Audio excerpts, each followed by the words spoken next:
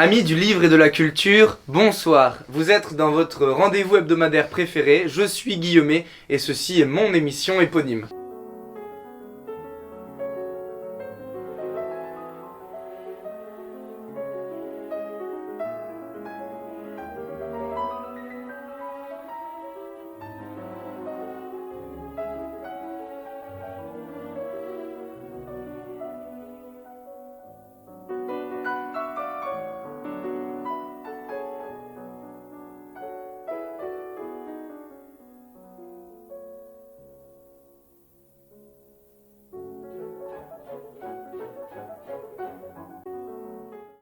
Alors aujourd'hui c'est déjà mon volet favori car je suis avec des invités tous aussi exceptionnels les uns que les autres, à commencer par vous, Charlotte Pimandou. Bonsoir. Pour son essai pratique « Comment tuer avec des huiles essentielles » édité par Hadès. J'ai aussi Herbert Rive, astrophysicien. Bonsoir. Vous avez aux éditions FTAC publié un pamphlet sur l'astrocinétique plus noire que l'espoir. À sa gauche, la chef émérite Mireille Mistral, qui a publié aux éditions Actes Sud le livre de cuisine Les saintes recettes de Mireille, avec l'accent sémilien. Et encore à sa droite, nous avons le philosophe Ron Descartes, Bonsoir. dont l'essai transformé a déjà fait plus de 7 millions de lecteurs aux éditions Flop.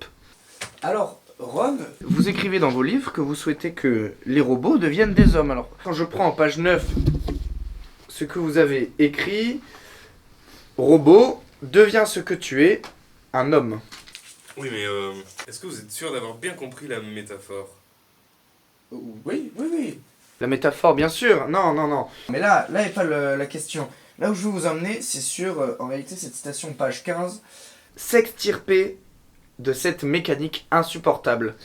Oui, en effet, par mécanique ou robot, j'entends l'humanité, à laquelle se trouve entièrement réduite un comportement automatisé, dénué de libre arbitre.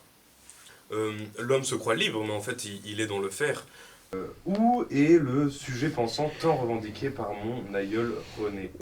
Moi aussi j'avais un papy qui s'appelait René. Il est mort d'une crise d'asthme subite. Ce qui est curieux, il en avait jamais fait d'ailleurs. Très pertinent Donc, ce que nous dit là. Attendez, je vous coupe. Dites-nous en plus, parce que justement, c'est ce genre de problème que vous essayez d'éviter. Alors, éviter ou favoriser, parce que c'est là le merveilleux pouvoir des huiles essentielles, c'est que selon le tempérament de chacun, on peut choisir la mort en fait, tout simplement, c'est la liberté totale. Oui, la liberté n'est jamais vraiment totale.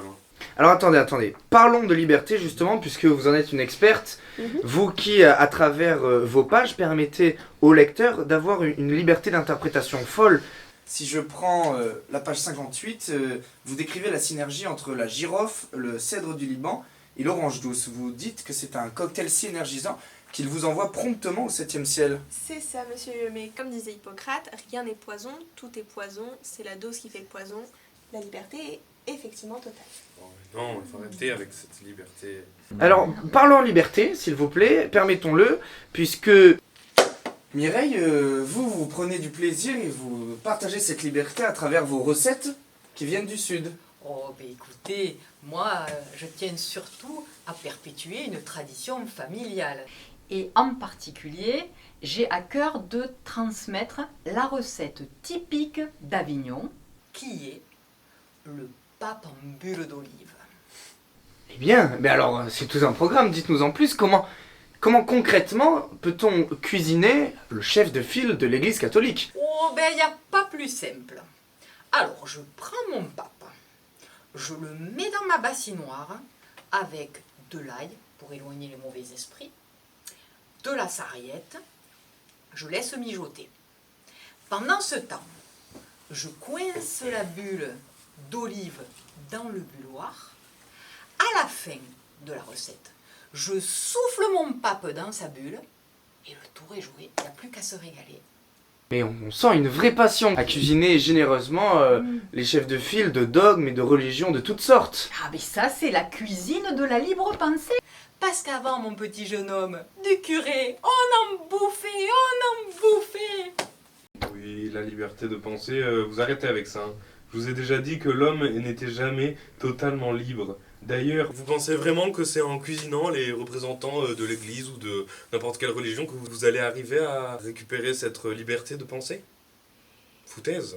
Alors écoutez mon petit jeune homme, moi je ne vous permets pas ça. Hein? Bon, cela dit, aujourd'hui c'est mon anniversaire. Et je voulais vous apporter des religieuses au chocolat bien dodues.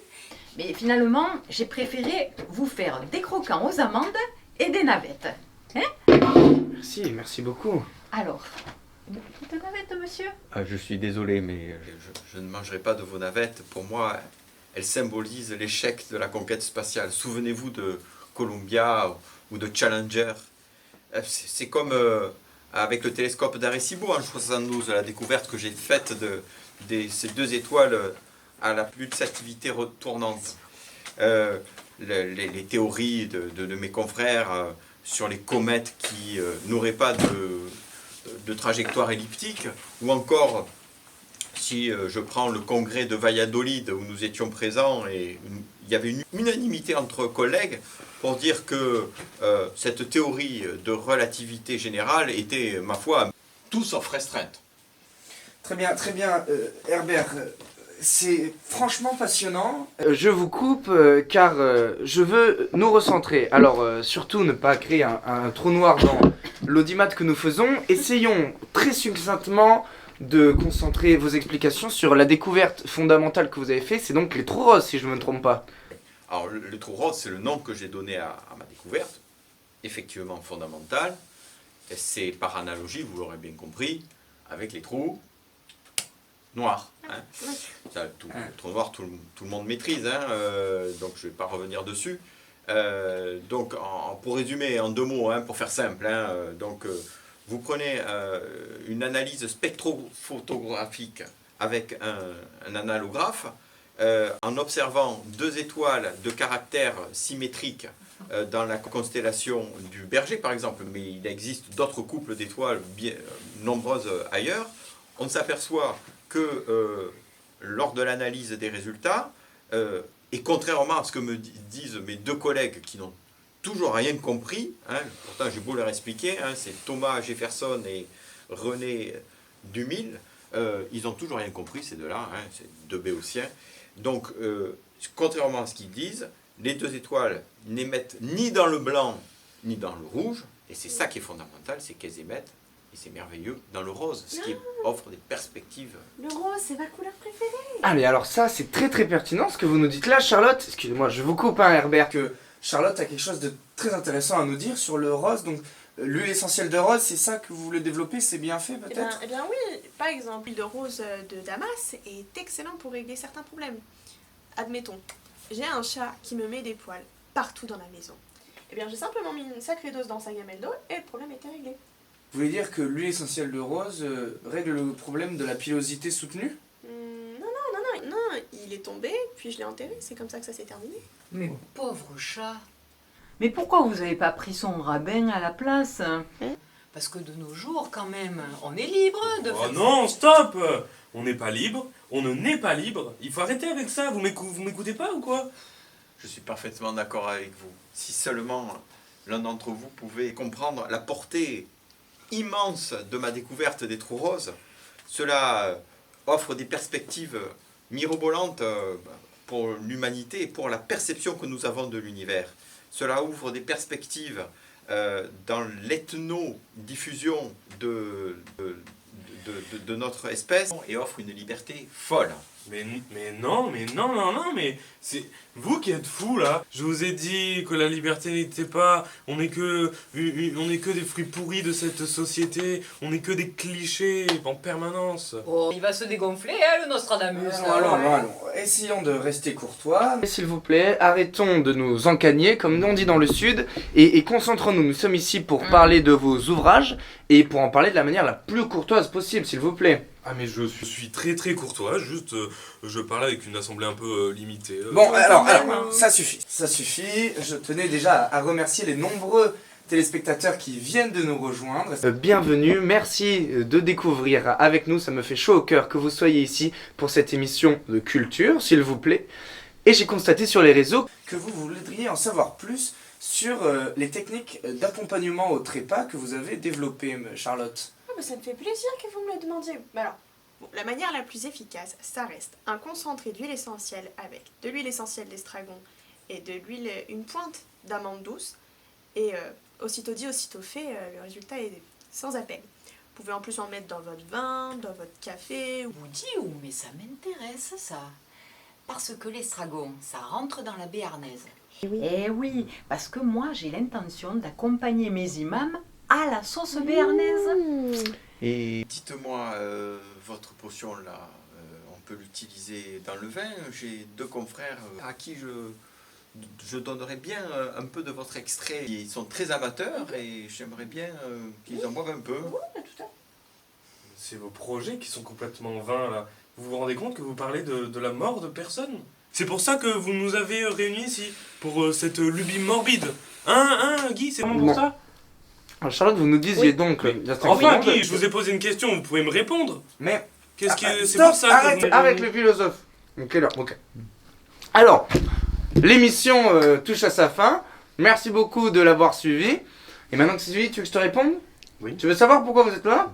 Bah, parce que je me fais du beurre sur votre dos. Et voilà. Quoi? Vous êtes 4 gros perchés et vous me faites de l'argent. Et ça fait plaisir. Oh. Et je sais que ça fait plaisir à vous, nombreux téléspectateurs qui nous suivez et qui en demandez toujours plus. Merci beaucoup.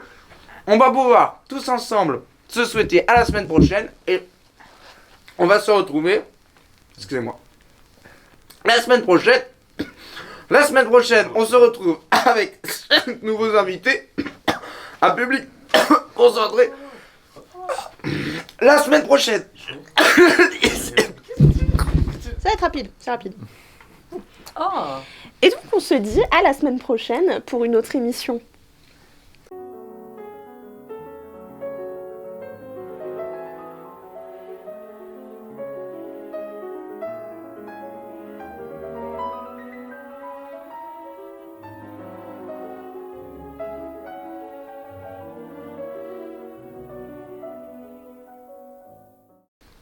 Donc, ça fait bonjour, elle est belle et lui aussi, nanani nanana. Et toi le robot, t'adores ça? Ah ouais, j'adore vraiment le robot.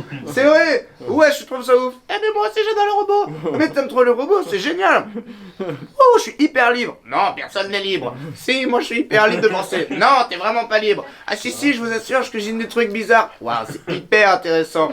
Et toi alors, qu'est-ce que t'en penses? Oh, alors là, moi je suis vraiment tout pourri. Ah, c'est super. Tu parles de trou rose? Ouais, j'adore pas être rose. Alors, c'est trop ma couleur préférée. Yes, dis-nous en plus et tout, c'est trop bien. Ouais, j'ai tué mon chat. Et pourquoi t'as pas tué son rabbin? Mais non, j'ai pas tué son rabbin parce que vous êtes des malades de tuer les gens. Je suis d'accord, vous m'écoutez pas, c'est hyper important. Non, toi t'es encore plus con que les autres, vous êtes tous bizarres. Et les gars, on va se calmer vite fait quand même, on est là pour parler gentiment. Ouais, on est là pour parler hyper gentiment, moi je tue les gens. Moi j'adore tuer les gens aussi. Ah ouais, en fait j'aime trop tuer les gens. Mais arrêtez de vouloir tuer les gens, vous êtes des grands malades. Non, on va se calmer, personne n'est malade, on va parler de meurtre. Non, pourquoi on va pas parler de meurtre? Bah si, on va parler de meurtre. Non, je veux pas. Bah si, je veux. Au revoir, je meurs.